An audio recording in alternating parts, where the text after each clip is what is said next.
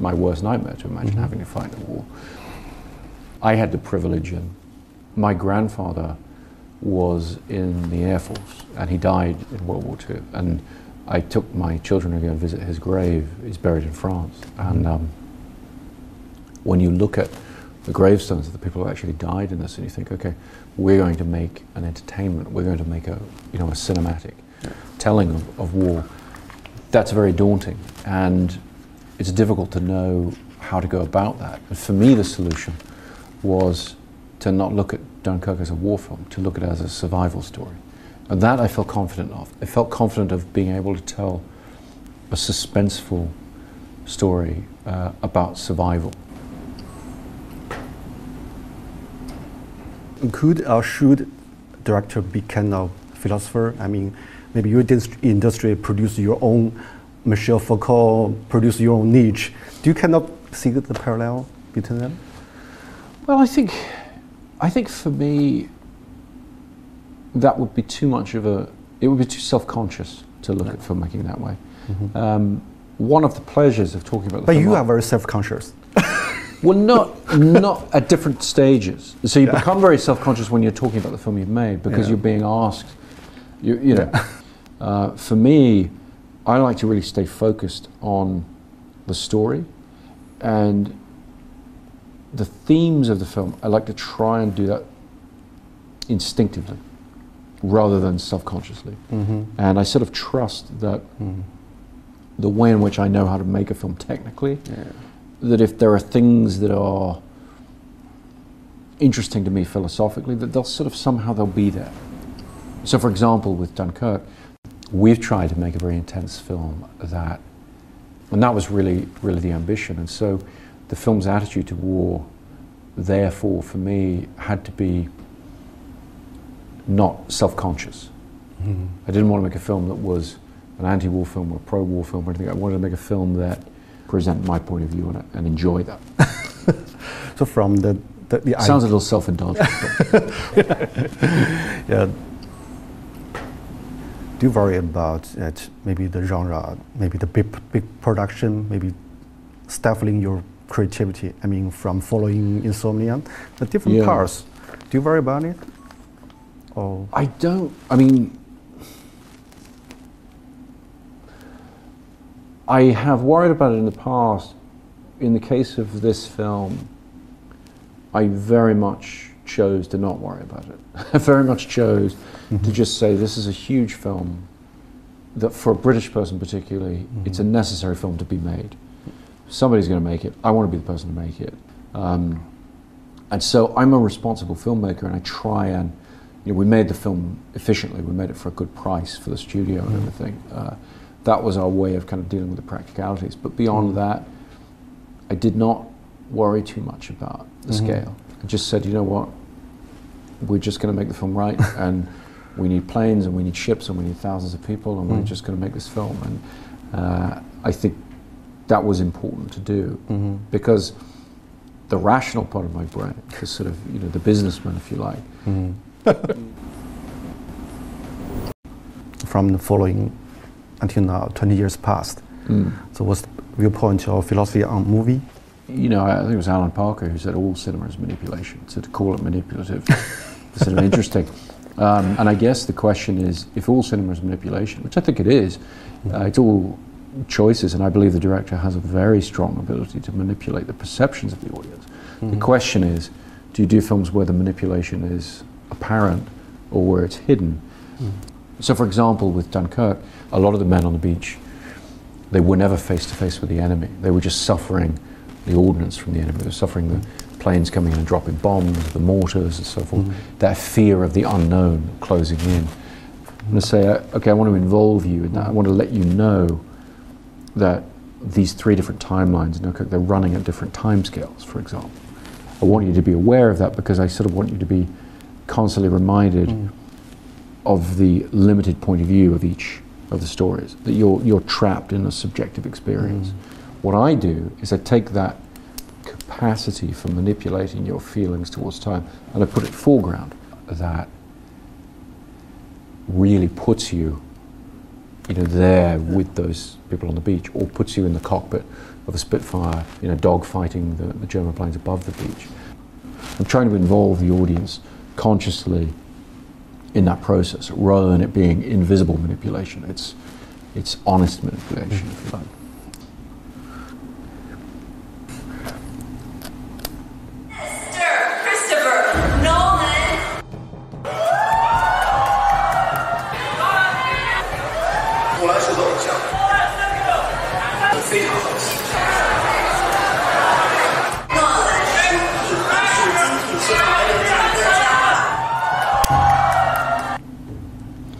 What's the most flawed part of yourself?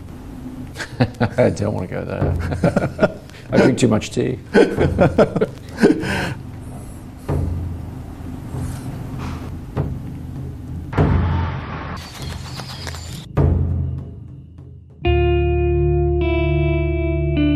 我是个不合时宜的作家，着迷世界的复杂性与个体之力量。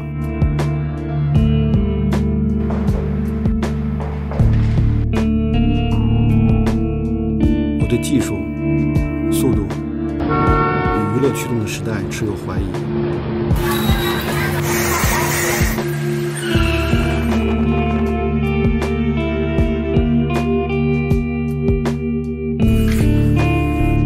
我像个笨拙的发问者，好奇他人的观念与经验。我不喜欢模糊的立场，却也怀疑过分确定的答案。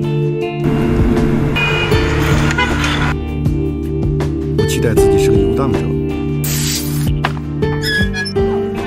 不断拓展知识与情感的边界。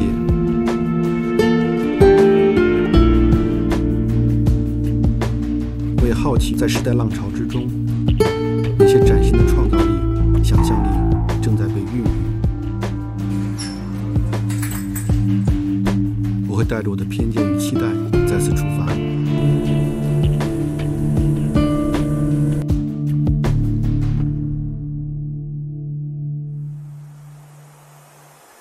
认识这么多年，还有一个话题我一直是回避的，因为就是你巨大的虚荣心哈，就是被卷入公共世界，引起一些不知道这个讨论水平高低的争议。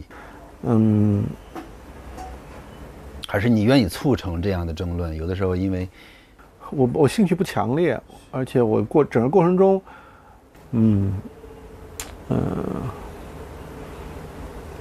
不知道，你肯定有自我怀疑的地方。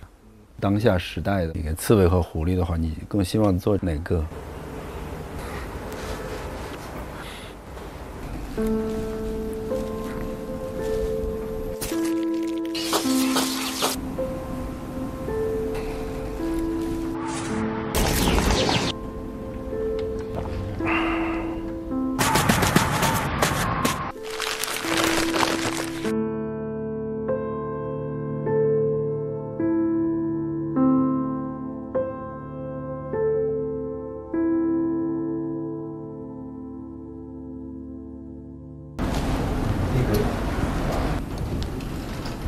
？Hey, nice to meet you. Hi. Want some tea? Or you have tea? I brought my own. Thank you. Good. So you must be very tired. Not too bad. I was in Asia anyway, so I'm not jet lagged. Now how about Yeah, we start. Yeah. We start already. It's fine. Don't worry.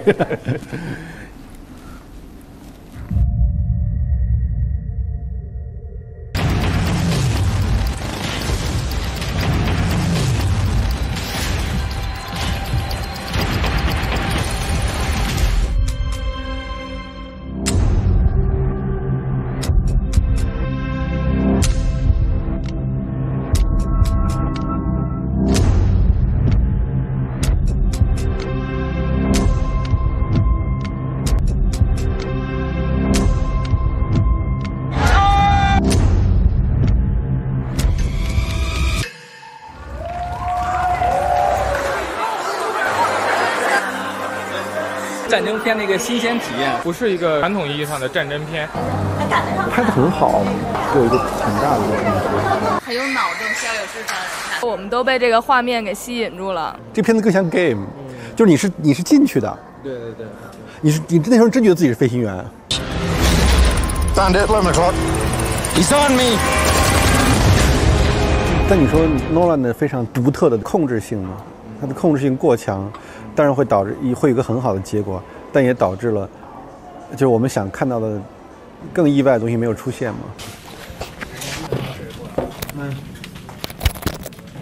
你是特别挺诺兰的是吧？肯定打3分吧。那你比如你们分析，就是他成为一个就是那种所谓的上神坛那样的啊，后面那个整个的社会心理原因是什么呢？他的2大方法，一个就是他的叙事，在技术方面他很成功；第二个方法就是哲学。比如说，在这个黑暗骑士，就是在2艘船上，一帮是正常的市民，一个是囚犯，让他们互相拿着这个遥控器可以引爆对方的船只。他其实就是把这样一个哲学史上很著名的电车难题拉过来，在讲思想，在讲观念，给你植入一个概念，这样的话给观众的体验是焕然一新的。就很多导演他拍的那种想表达哲学的电影，非常小众、晦涩、深奥，看着就容易睡着的那种。但是诺兰，我从来没有感受过电影原来有这样的功能。可能在这方面，我觉得诺兰的电影是让人感觉到非常值得去推崇的。那你这么挺他？对，我不同意，我当然不同意。你说，蝙蝠侠为什么跟别的那个片子不太一样，对吧？是对自我的怀疑，这就是他贯穿的一个状况。但这个东西其实特别泛泛，奥德赛不也是这样吗？奥德赛也在怀疑自己该不该回家，该不该这样。那哈姆雷特也怀疑自己，所有的一个家庭剧里面都会有的这样。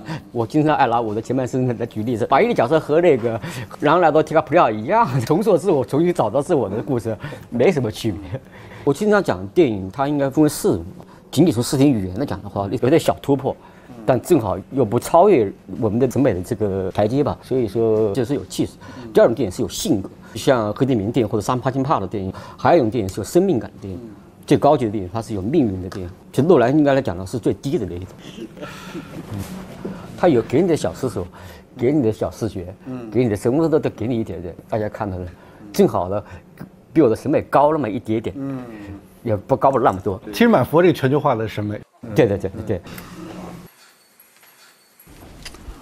And both in your movies, people are always very ambiguous about his own identity, the fictional world and the true world. Why this kind of things attract you so much? I mean, it's become your major subject to. It's from a kind of philosophical thinking of. My favorite types of films have always somehow related to the thriller genre. I like that form of storytelling, and because the camera pretends to be objective, yes, but it's not. You know, it's very subjective, particularly if you choose to use it in that way. And so, the great masters of suspense like Hitchcock and Clouseau, they understood how to manipulate and how to align an audience's perceptions with one character or another, with their sympathies going to one character or another. And I think that stories in which you can't take identity for granted, even the identity of the narrator, who's the good guy, who's the bad guy, you know, it's a fun thing to play with. In the past, you always imagine the future, or imagine the maybe not very concrete things. Concrete situation, but now you're facing the very concrete historical place and event. So, I mean, the two imagination are very different for you, or similar? I mean, imagine. Well, I found it creatively. I found it invigorating because the key difference is that the world of the film, which is something you're normally, the world of the film is something in which, as a writer, I'm normally engaged in constructing from the ground up, particularly in a film like Inception, for example, or Interstellar. You know, the script has to create the entire world of the film and the terms of it.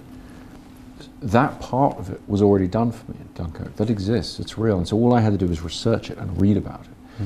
And so my creative process was then different. I didn't have to build that, I had to explore it.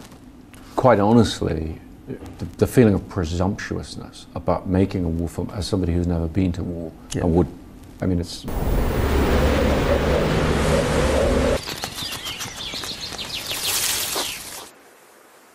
你个人会更欣喜的看到更多的刺猬的出现，还是狐狸的出现？我希望他们都会越来越多吧，就是做刺猬越来越难了，变得在这个时代非常难了，就是再也没有一个单一命题可以让你执着下去了。就如果说徐老师这个外表狐狸内心刺猬的话哈，实际上除了虚荣心之外的弱点，还有一点就是他有点贪婪，就是那么多优秀的样本他都想成为，他既想成为本雅明对吧，也想成为梁启超。对，所以我是个非常不成熟的人格。现在好一点了，现在我觉得反正现在我意识到自己的能力有限了，我非常局限性，我只能成为我自己了。我现在开始接受这点了。以前我想成为各种人，现在当然是他自己在不断的这个接收抛弃对吧，这个在升华的过程。你中间会希望有一天你终于不提这些人吗？为什么要不提呀？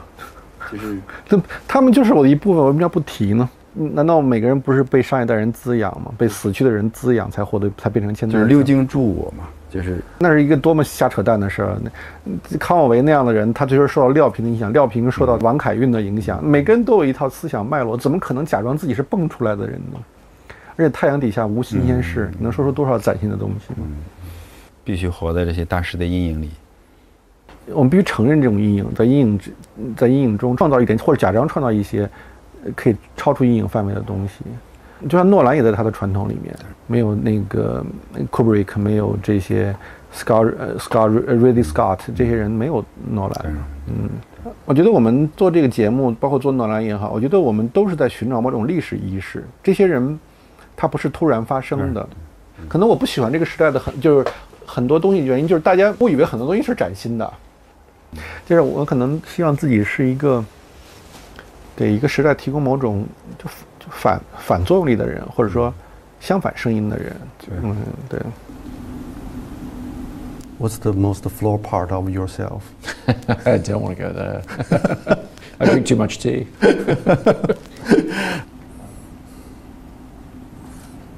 From the first idea of the movie until the finish, the whole thing, the whole process, what's the weakest part of in the whole process yourself? The weakest part? Weakest, yeah. Gosh. That's a difficult thing to answer because the way the job of director works is what I like about it is you're not responsible for any one thing. And so your responsibilities are spread, you get to dabble. You do a bit of everything. And so for me, it's not really about weaknesses and strengths, it's about an overall, I suppose an overall mediocrity. It's like, I have to be pretty good and kind of know quite a bit about a lot of different things. And so that's kind of fun. You don't have to be, you have experts around you. I have a fantastic director of photography. I have a fantastic designer. I have a fantastic editor and everything. And so I'm really just there to sort of, try and give them focus and try and inspire them to do their best work. And I think that's one of the reasons I really like the job of director. So I'm not the member of the team who has to have a specific strength, a specific weakness. I sort of need to be pretty good at a bunch of different things and kind of just keep it. Must be Fox. Is there some kind of limitation you hated, you want to overcome it?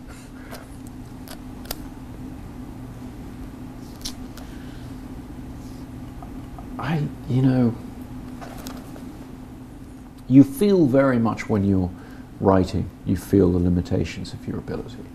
Writing, I think, more than any other aspect of filmmaking, is the one where you have a notion, you have an idea underlying, and then you're confronted with the absolute difficulty of executing that. It's very, very tough. Are there some writers inspire you a lot? I was drawn to, the writer I always point to is Borges, the Argentinian writer. Borges, stories. My favorite. Oh, really? Yeah. Also about kind of inception. Very much. Yeah. Return to a movie director. You are inspired by Ridley Scott and this compare you today's achievement with him. So how do you think about your innovation with them, with him? How am I doing relative? Like, I mean, geez, not for me to say. I think that, interestingly, the thing about Ridley Scott for me that captured my imagination as a teenager and has always stuck with me is his incredible ability to create worlds, his fascination with the visual side of filmmaking and ability to do that. And so when I started making my films, I think I pushed in a very different direction. And so my films have been more about narrative, I think, more about writing in a way. And it's almost that thing of the people you admire so much, you sort of need to do something different in a different way. Yeah, today's you are viewed as the representative for today's Hollywood. And how do you think about the tradition of Hollywood? I mean, from the John Ford, from the Coppola until James Cameron, until you. I mean, you're part of tradition, or how do you define the tradition? And do you contribute something different in the tradition? Well, I think it comes back to everybody here wanting me to talk about judge myself. Well, no, it's very tough. What I feel a responsibility to do, what I'm trying to do, is add something to that development or that evolution. But I would be lying if I said I knew what it was that I could or had done. I've been very gratified by some of the responses to Dunkirk, where people have felt that it is different or that it adds something a little bit different to what a summer blockbuster from a Hollywood studio can be, whatever.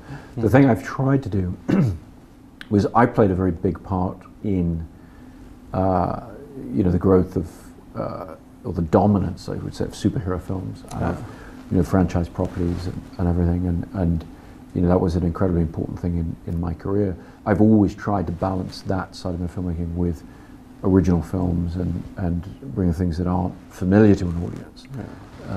But it's difficult. I mean, in television, everyone always talks about how great TV is today and how amazing it is and how much better it is. And I think films, we have the opposite. You look at it and you say, well, if this film doesn't have some unique point of view to it, if it doesn't have a strong point of view, it's not going to be interesting to people of today.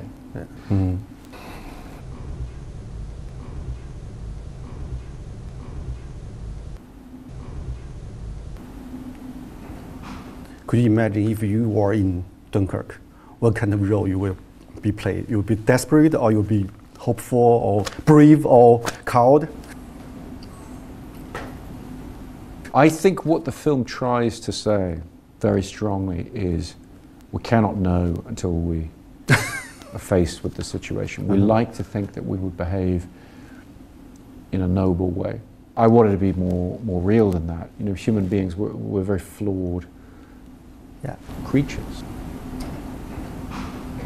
Okay, thank you so much. Thank you. Running out. Thank you. Yeah, next time we can talk about Borges. Yeah, exactly. Yeah. Is he well known in China? Yeah, quite popular among writers and thinkers. Yeah. Interesting. But good trip. Thank you very much. Nice. Take care.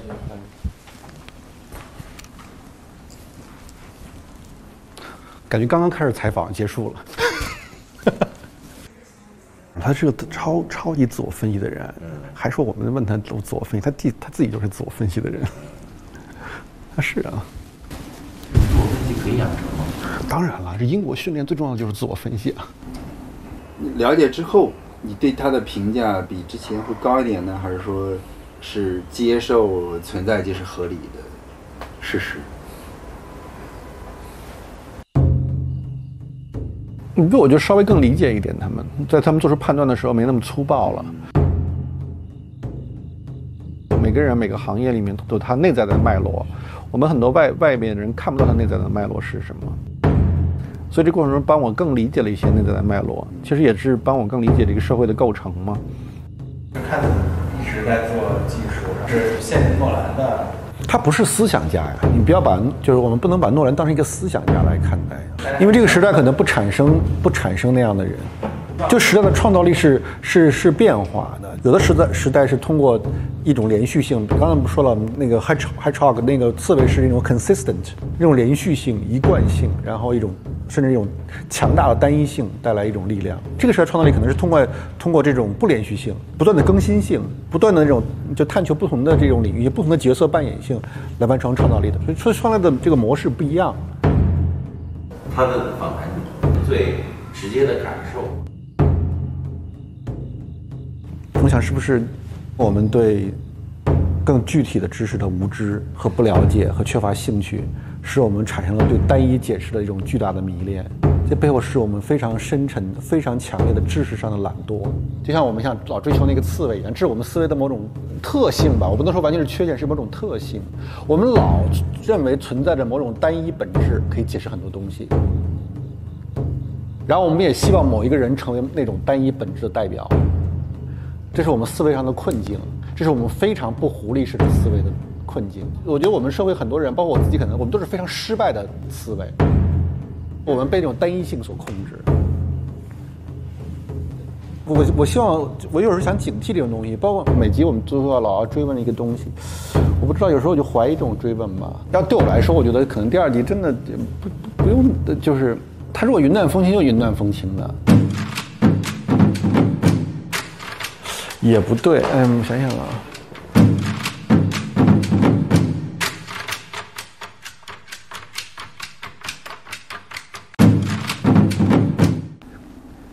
，You said you don't use email and no phone. How to connect with the fast-changing modern world? I think a lot of what people do with technology is very trivial, actually, and very, it's just filling time. I value the discipline of just doing nothing, and thinking, and just trying to puzzle out what it is you're working on.